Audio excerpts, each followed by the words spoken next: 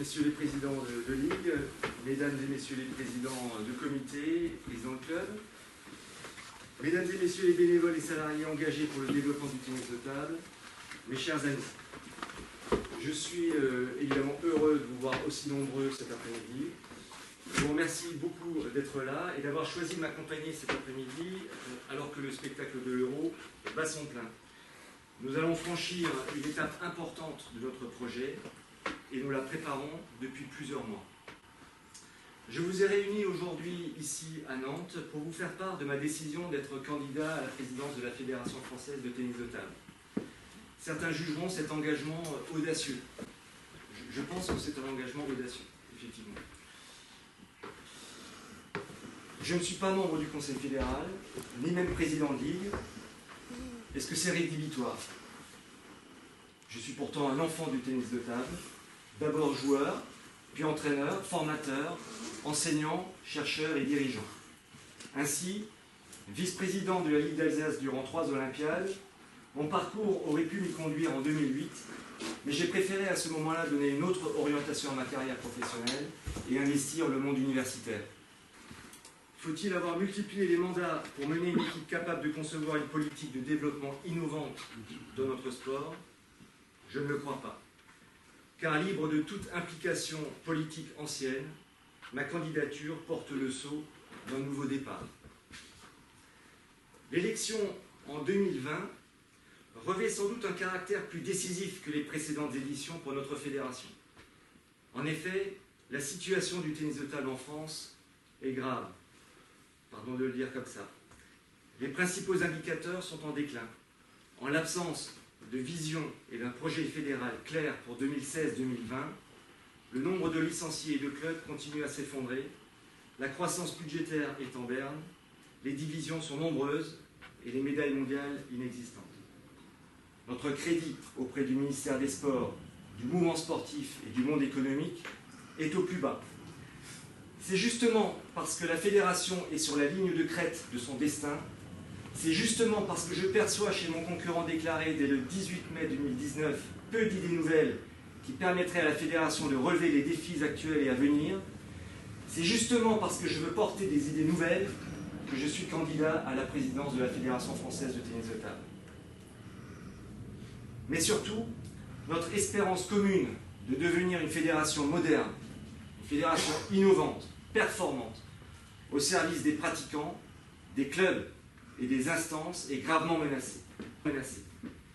La morosité a gagné du terrain, laissant croire que le bouleversement actuel du modèle sportif français serait une contrainte, voire une catastrophe.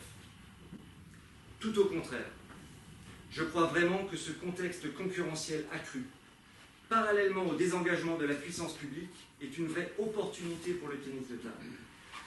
Il doit reprendre sa marche en avant pour retrouver une place digne d'une grande fédération olympique, mais à condition de bâtir un projet partagé et ambitieux, porté par une vision, à condition de resserrer les liens entre les instances et les forces vives de notre famille, quels que soient les statuts des uns et des autres, à condition d'être plus proche des clubs et plus près de leurs difficultés au quotidien, à condition de prendre en compte les spécificités des territoires, à condition d'innover, à condition d'accroître les compétences des dirigeants et des entraîneurs, je dirais à condition de redonner le sourire à tous les pongistes pour faire face sans peur au changement. Parce qu'il faut changer. À ce moment, j'ai une pensée pour mon père disparu en 2017, qui m'a initié au ping-pong dans notre maison familiale et qui m'a fait rencontrer Pierre Albertini, un président très charismatique que vous connaissez tous. En pénétrant dans son bureau à Montrouge en 1992, je n'imaginais pas être devant vous presque 30 ans plus tard pour reprendre le flambeau. Il symbolise le lien indispensable entre la technique et la politique, entre la DTN et les élus fédéraux. Je me situe, en toute modestie, dans sa filiation. Je me reconnais également dans l'héritage de Bernard Jeu, qui a donné toute la légitimité aux comités départementaux en leur offrant le droit de vote aux assemblées générales. Comme eux, je suis guidé par la droiture, la détermination, la volonté d'atteindre les objectifs fixés ensemble, par un engagement total au service des autres pour une institution qui a forgé ma passion. Dans un monde de plus en plus individualiste, je persiste à défendre des valeurs humanistes, car elles fondent mon action. C'est pourquoi je souhaite que ma candidature soit une candidature de rassemblement, responsable, éthique, porteuse de changement, porteuse d'espoir. La France du tennis de table souhaite ce changement, parce que la FFTT est notre bien commun. Mais vers quel chemin s'engager pour enrayer le déclin et retrouver des couleurs? Par des discours flous et démagogiques pour créer un consensus mou? Par l'augmentation continue des tarifs des licences pour sauver notre budget? Par un management autoritaire, quelquefois clanique, source de divisions internes, de fractures et in fine de désengagement d'une grande partie des acteurs? Par une gouvernance verticale qui confine les territoires au rôle de simples exécutants? Je crois que la fédération est bloquée par une forme de corporatisme et n'est plus à la hauteur de sa promesse de développement. Les solutions anciennes ont vécu. Je suis convaincu que les mêmes hommes ne feront pas demain ce qu'ils n'ont pas su faire hier et aujourd'hui. Devant notre incapacité passée à inverser les tendances négatives, le doute s'est installé. Ne laissons pas les vieilles logiques, les vieilles postures politiciennes paralyser notre capacité à aller de l'avant. Alors, ensemble, tous ensemble, pensons à l'intérêt général avant de défendre frileusement nos intérêts personnels. Au-delà de mon expérience managériale au service d'une organisation publique et mon engagement associatif, la diversité de mon parcours et l'ancrage scientifique de ma réflexion m'ont permis de construire une vision du tennis de table pour demain. Dans un monde qui change de plus en plus vite, la fédération agile, celle qui est capable de s'adapter rapidement, devra conquérir le marché du loisir pour devenir une activité physique populaire, accessible partout, pour tous les publics.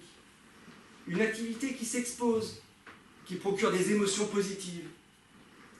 Elle devra également promouvoir un sport spectaculaire de compétition, regardé par une communauté de fans, générant ainsi des retombées économiques au croisement du marché qui rapporte de l'argent pour investir et d'une démarche fondamentalement sociale et solidaire. Ainsi, les pratiques de loisirs et de compétition seront les deux faces d'une même pièce dont la valeur dépendra de la capacité de la fédération, en tant que marque institutionnelle, à promouvoir une image renouvelée du tennis de table, une image plus attirante, ma fille dirait plus glamour,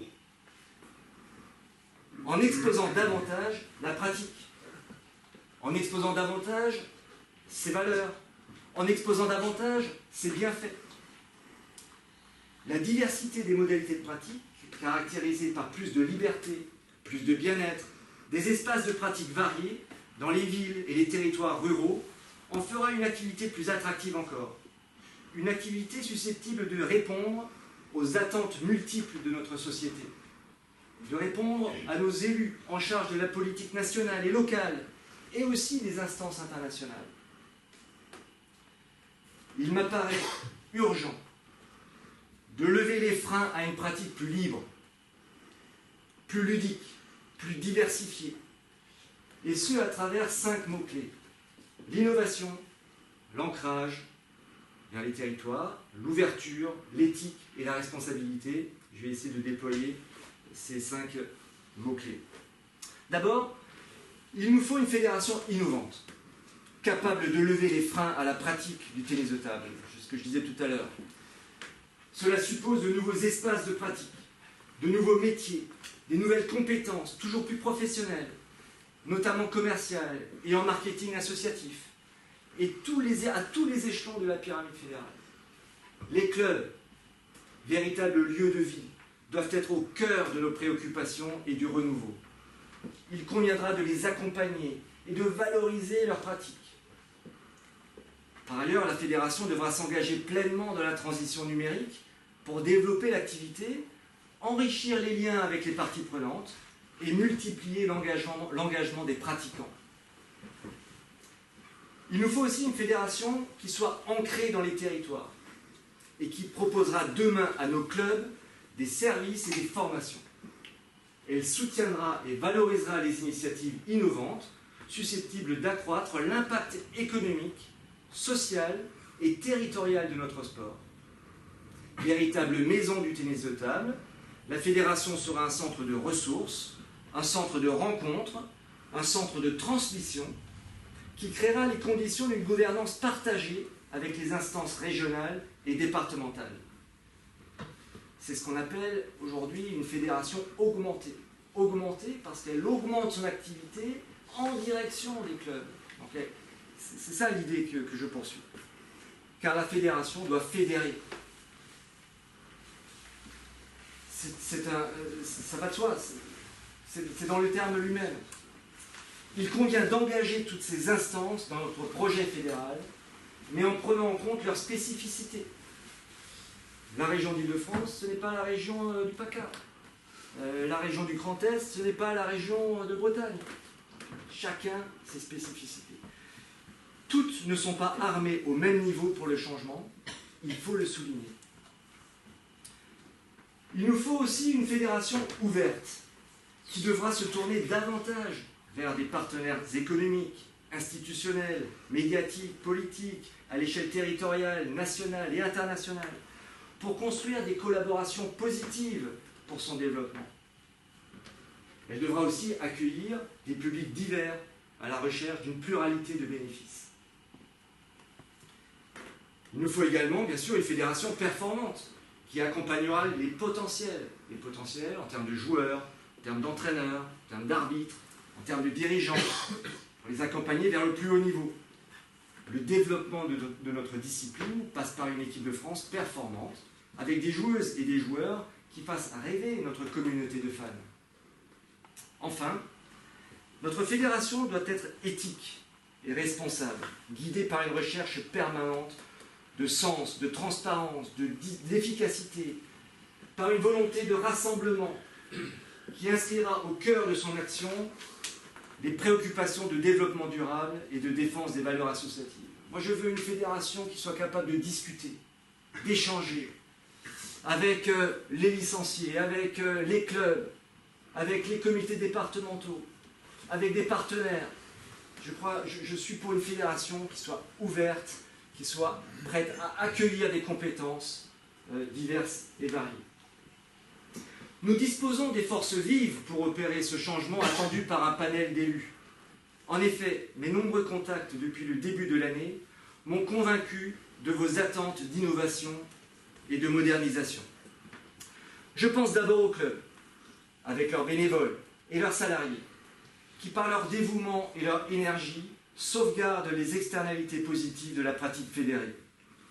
Par leurs actions, ils font non seulement vivre le tennis de table, mais en plus, ils contribuent au vivre ensemble. Je pense aussi à leur président, qui s'évertue saison après saison à associer rigueur budgétaire, convivialité et ambition sportive dans un contexte toujours plus concurrentiel, individualiste et procédurier. Je pense aux juges arbitres et aux arbitres qui garantissent l'équité sportive, sans qui rien n'est possible, et permettent de jouer dans le respect des règles. Je pense aux élus des instances, qui tentent souvent avec peu de moyens de concilier les attentes fédérales, territoriales et ministérielles dans un contexte de baisse des subventions publiques. Je pense aux entraîneurs et aux CTS, dont la situation est actuellement mise à mal par le gouvernement, qui œuvrent quotidiennement pour accompagner les joueuses et les joueurs dans leurs projets sportifs, marqués par la recherche de l'excellence, mais aussi par l'épanouissement personnel. Je pense aux élus et salariés fédéraux qui, conformément à l'agrément accordé par l'État, organisent et développent la pratique du tennis de table sur notre territoire et qui, en tant que fédération délégataire, organisent des compétitions, les sélections nationales et le sport de haut niveau. Je pense enfin à tous les amoureux du tennis de table, prêts à prendre des initiatives innovantes, individuelles et collectives, pour que nous soyons toujours plus nombreux à pratiquer et à regarder ce sport magnifique. Parce que l'autorité d'un chef ne suffit pas. Et parce que la fédération ne peut pas tout toute seule. Nous aurons besoin de tous les licenciés, de tous les élus et salariés, de vous tous, pour sortir le tennis de table du déclin. Chaque licencié doit se sentir acteur du développement du tennis de table et doit être associé à la réussite de la fédération. La solution est en nous tous. Elle ne dépend pas des promesses électorales, forcément généreuses, mais souvent oubliées les jours d'après. Le changement se fera grâce à une transformation démocratique, à l'écoute des acteurs du tennis de table français. Gardons-nous de la tentation facile de puiser dans les idées du passé comme solution aux problèmes du présent et de l'avenir. Gardons-nous des solutions verticales dans un monde devenu horizontal, où la communication, le réseau, la communauté de fans, la participation autour d'une ambition commune sont les clés de la transformation. Je crois au plus profond de moi-même que c'est une nouvelle fédération qu'il faut inventer, sans pour autant renier ce qui a été fait, mais en édifiant un projet sur la fondation que constitue l'histoire du tennis de table. Il faut ouvrir un chapitre nouveau pour notre fédération. Ça me semble être une priorité. Ici, à Nantes, j'en appelle à balayer le conformisme, le fatalisme et le pessimisme. C'est un message d'espoir que je veux aussi porter à travers ma candidature, car je sais le découragement et quelquefois le renoncement qui guettent les plus motivés d'entre nous.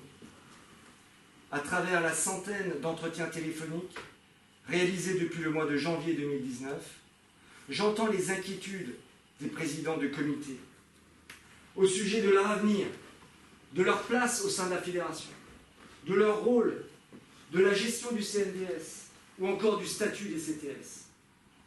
Je partage avec eux cette inquiétude ou ces inquiétudes. Ce sont de vraies questions et elles méritent non seulement le respect, mais surtout des réponses nouvelles. Alors, je vous le dis, je veux porter l'idée que le repli sur soi doit laisser la place à l'ouverture vers d'autres compétences, d'autres idées, et plus largement vers la société, vers les entreprises, les médias, les partenaires de toute nature. Dans ce monde qui change, la FFTT peut réussir parce qu'une partie de nos problèmes viennent de nous-mêmes et non pas des autres. Nous devons regarder ensemble la vérité en face, débattre des grandes transformations et dire où nous voulons aller et par quel chemin. Cela prendra du temps et exigera de la persévérance. Ces problèmes, nous pourrons les résoudre dans la transparence, le rassemblement, je l'ai dit tout à l'heure, l'éthique, un management professionnel, basé sur la confiance. Ne vous inquiétez pas, prenez votre temps. Donc nous pourrons résoudre tous ces problèmes grâce à un management plus professionnel, basé sur la confiance, l'exigence et la compétence, une gouvernance mieux partagée et la conception d'un projet fédérateur autour de 4 grands enjeux. Le premier enjeu, de mon point de vue, il est sociétal, en ce qu'il doit permettre à la fédération de répondre aux attentes de la société actuelle, préfigurant celle de demain. En ce sens, dans un contexte concurrentiel accru, la fédération se doit de démontrer son utilité sociale. En effet, la mission fondamentale de la fédération est de mettre la performance au service d'une cause plus grande qui apporte la preuve de son sens de l'intérêt général. À mon avis, 3 attentes sont prioritaires: la santé, le vivre ensemble et la responsabilité, donc éthique et développement durable. Donc pour cela, nous voulons un PIN qui soit ouvert, responsable et utile à la société. Le deuxième enjeu est de répondre paradoxalement aux attentes de l'État dans un contexte de son désengagement à travers une baisse des subventions publiques. Je crois que la création de l'Agence nationale du sport et l'autonomisation des fédérations doivent être perçues comme des opportunités de développement. L'Agence nationale du sport s'est dû confier 2 missions principales: favoriser le sport de haut niveau et la haute performance sportive, en particulier dans les fédérations olympiques et paralympiques, et le développement de l'accès à la pratique sportive pour tous et toutes, sur tous les territoires.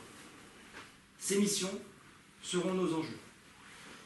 Pour cela, nous voulons un ping présent partout et pour tous, attractif pour tous les publics, mais aussi un ping de la haute performance dans la perspective des Jeux Olympiques de 2024, mais aussi des Olympiades suivantes.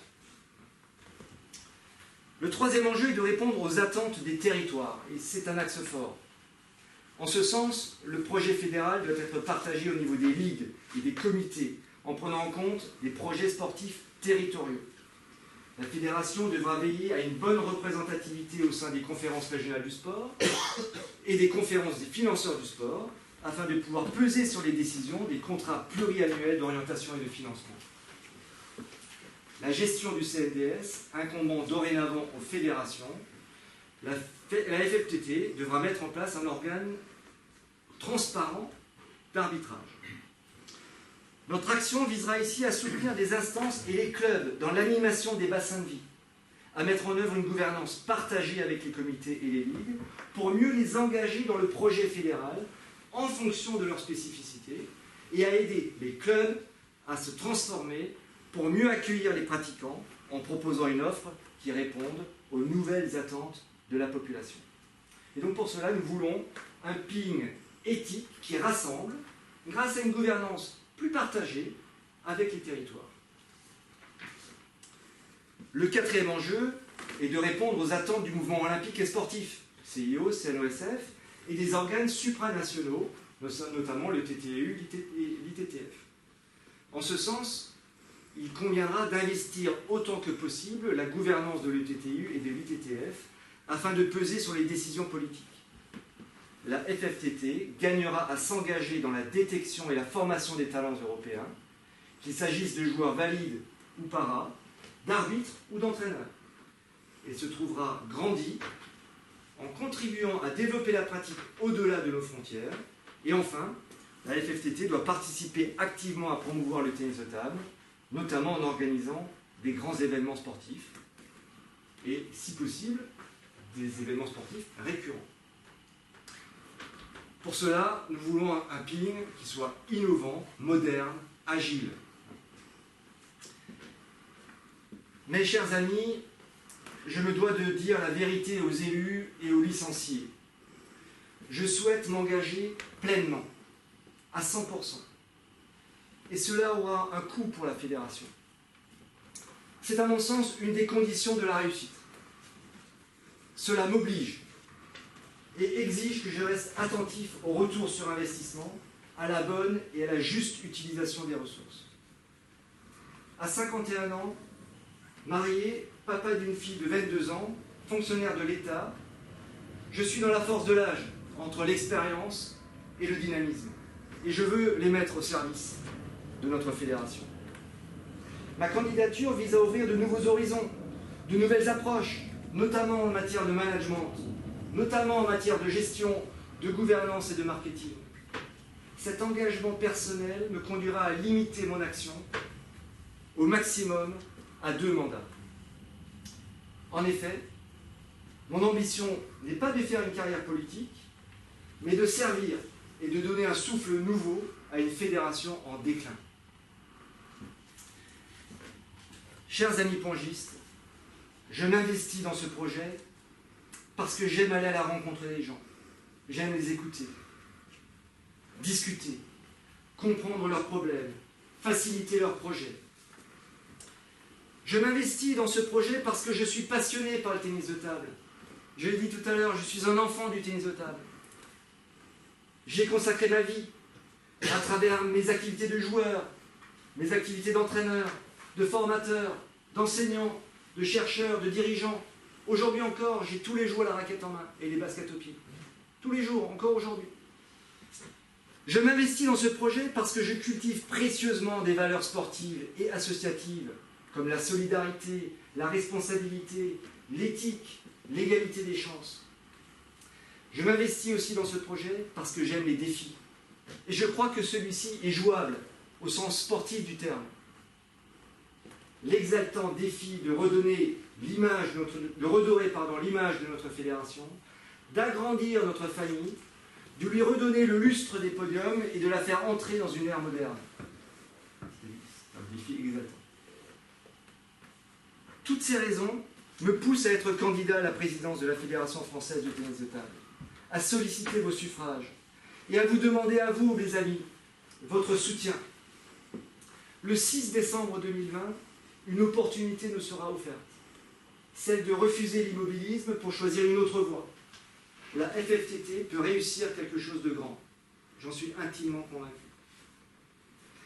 Je mesure la responsabilité qui sera la mienne si vous me faites confiance. Un président est porteur des valeurs d'une institution, de son histoire, d'une fonction. Je m'y prépare depuis plusieurs années.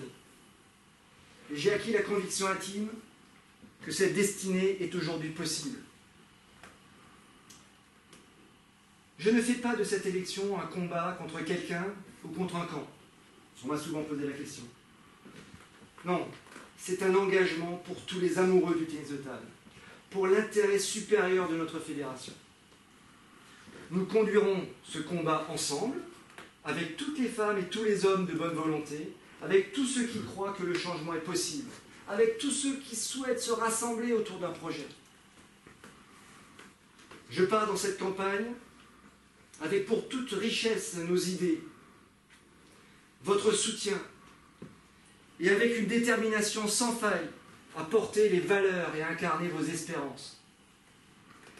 Depuis quelques mois, j'ai acquis la conviction que nous pouvons changer les choses, que nous pouvons gagner cette élection. Alors, chers amis, ensemble, osons le changement. Je vous remercie infiniment et je peux ouvrir le débat avec la salle, on peut peut-être...